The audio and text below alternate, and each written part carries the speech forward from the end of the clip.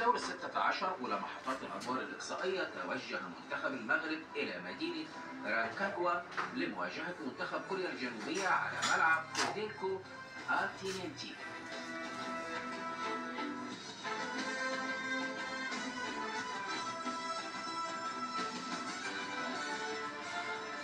أحداث المباراة بدأت ساخنة، وتمكن المدافع إسماعيل باعوف من منع هدف التقدم لمنتخب كوريا الجنوبية في الدقيقة الثالثة من عمر اللقاء بعد أن أبعد الكرة قبل أن تتجاوز خط المرمى.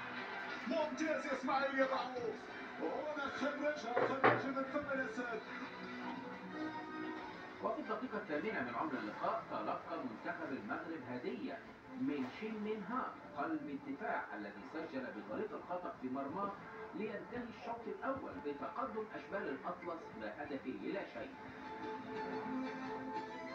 في الشوط الثاني انطلق عثمان معمة جهة اليمين مرسلا عرضية رائعة قابلها ياسر الزبيري بضربة رأس قوية معلنا عن الهدف الثاني لمنتخب بلاده. جول جول جول.